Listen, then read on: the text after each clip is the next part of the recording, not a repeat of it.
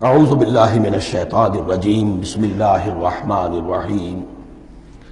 اب آگے سے خطاب ہے یا ایھا الذین آمنوا، ایک نئی امت آ گئی، چارٹر اس کا آ گیا۔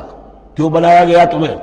لتکونوا شہداء علی الناس ویکون الرسول علیکم شہیدا، تم اب لنک ہو ہمیشہ ہمیشہ کے لیے محمد اور پوری نوع انسانی کے درمیان۔ اسی لیے وہ حدیث بھی تو ہے جو علماء حق ہوتے ہیں ان کے بارے میں فرمایا علماء امتی کا انبیاء بنی اسرائیل، میری امت کے علماء کا مقام وہی ہے جو بنی اسرائیل کے علماء کا۔ اس لیے کہ اب نبوت تو ختم ہو گئی محمد پر صلی اللہ علیہ وسلم، لیکن یہ کتاب تو ہے، اس کا پہنچانا تو ہے، اس کو عام تو کرنا ہے، حجت تو قائم کرنی ہے، اور صرف تبلیغ سے نہیں عمل کر کے دکھانا ہے، وہ نظام قائم کر کے دکھانا ہے جو محمد عربی نے قائم کیا صلی اللہ علیہ وسلم، تب حجت قائم ہوگی۔ اس کے لیے تمہیں قربانیاں دینی ہوں گی، مشکلیں جھیلنی ہوں گی، جان و مال کا نقصان برداشت کرنا ہوگا، آرام سے گھر بیٹھے ٹھنڈے پیٹوں کفر جگہ نہیں چھوڑ دے گا اور حق نہیں آ جائے گا۔ کفر کو ہٹانے کے لیے اور باطل کو ختم کرنے کے لیے اور حق کو قائم کرنے کے لیے تن من دھن تمہیں لگانے ہوں گے۔ اب دیکھیے وہ کال آ رہی ہے، یا ایھا الذین آمنوا استعینوا بالصبر والصلاۃ۔ یہی وہ الفاظ تھے کہ وہ جو 7 آیتیں تھیں جن کو میں نے کہا تھا خطاب میں بنی اسرائیل میں وہ بمنزلہ فاتحہ ہیں، ان میں الفاظ آئے تھے واستعینوا بالصبر والصلاۃ وانھا لکبیرۃ الا علی الخاشعین الذین یظنون انہم ملاقو ربہم وانہم الیہ راجعون۔ اب وہی خطاب یہاں ہو رہا ہے، یا ایھا الذین آمنوا استعینوا بالصبر والصلاۃ، یہ میں بیان وہاں کر چکا ہوں۔ ان اللہ مع الصابرین، جان لو کہ اللہ صبر کرنے والوں کے ساتھ ہے۔ اس بیعت سے کیا مراد ہے؟ ایک بات تو متفق علیہ ہے، اللہ کی مدد، اللہ کی تائید، اللہ کی نصرت ان کے شامل حال ہے۔ باقی یہ کہ اللہ تعالیٰ جہاں کہیں بھی ہم ہیں ہمارے ساتھ ہے، کس طرح ہے یہ ہم نہیں جانتے، لیکن یہ فرمایا اس نے کہ میں تو تمہاری دوے جان سے بھی زیادہ قریب ہوں۔ وَلَا تَقُولُوا لِمَنْ يُقْتَلُ فِي سَبِيلِ اللَّهِ أَمْوَاتٌ، اب پہلے ہی قدم پر قتل کی بات آ گئی۔ شرط اول قدم یہ است کہ مجنون باشی، پہلا قدم یہ ہے جانے دینے کے لیے تیار ہو جاؤ۔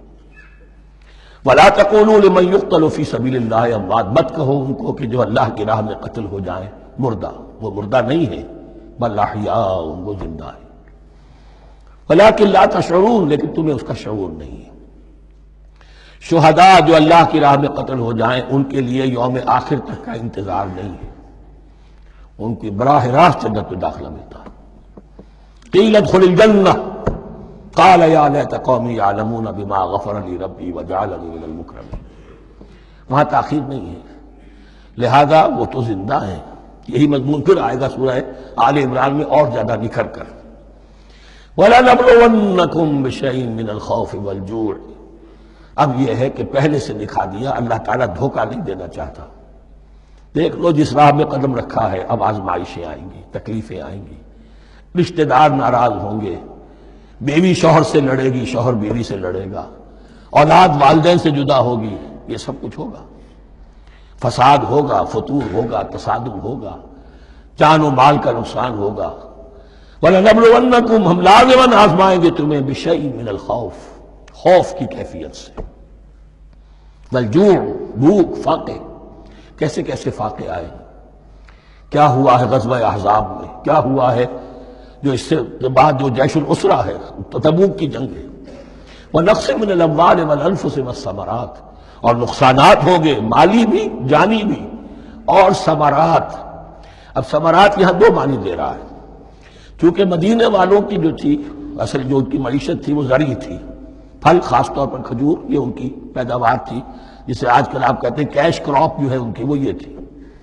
اب ایسا بھی ہوگا کہ فصل تیار کھڑی ہے، اگر اسے اتارا نہ کھجور سے تو ضائع ہو جائے گی، اور ادھر سے تبوک کا حکم آ گیا نکلو اللہ کی راہ، یہ ساری فصل ضائع ہو جائے گی۔ امتحان ہو گیا کہ نہیں؟ اور اس کے علاوہ ایک اور ہے اس کا مفہوم، انسان کچھ بہت محنت کرتا ہے، جد و جہد کرتا ہے، کیریئر بناتا ہے، اپنا ایک مقام بنا لیتا ہے اس کیریئر میں، اس پروفیشن میں، اس راستے پر آتا ہے تو کچھ اور ہی شکل اختیار کرنی پڑتی ہے۔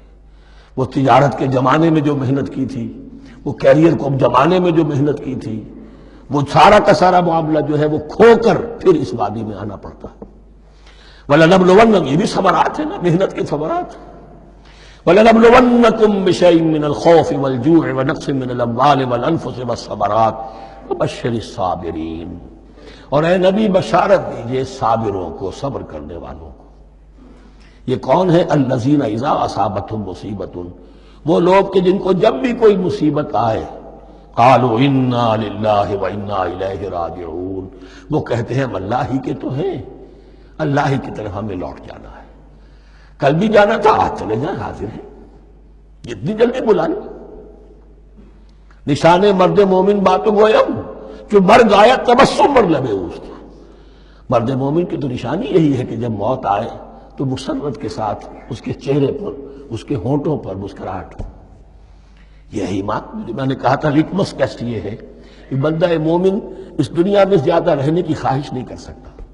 لائف از اے لائبلٹی، جو لمحہ آ رہا ہے اس کا حساب دینا ہوگا. تو جتنی عمر بڑھ رہی ہے حساب بڑھ رہا ہے. It's not an asset, it's a liability. اور الدنیا سجن المومن و جنت الکافر، یہ تو مومن کے لیے ایک قید خانہ ہے، ہاں کافروں کی جنت ہے. وَبَشِّرِ الصَّابِرِينَ الَّذِينَ إِذَا أَصَابَتْهُمْ مُصِيبَةٌ قَالُوا إِنَّا لِلَّهِ وَإِنَّا إِلَيْهِ رَاجِعُونَ أُولَٰئِكَ عَلَيْهِمْ صَلَوَاتٌ مِّن رَّبِّهِمْ وَرَحْمَةٌ. یہ ہیں وہ لوگ کہ جن پر ہر وقت اللہ کی عنایتوں کا نزول ہوتا رہتا ہے اور رحمت کی بارش ہوتی رہتی ہے. وَأُولَٰئِكَ هُمُ الْمُهْتَدُونَ، اور یہی لوگ ہیں ہدایت یافتہ جنہوں نے واقعتاً ہدایت کو اختیار کیا ہے. اور جو ایسے مرحلے پر ٹھٹک کر کھڑے رہ جائیں، پیچھے رہ جائیں، پیچھے بیٹھ جائیں، پیٹھ موڑ لیں، وہ گویا کہ ختم ہوا ان کا معاملہ. صدق اللہ العظیم.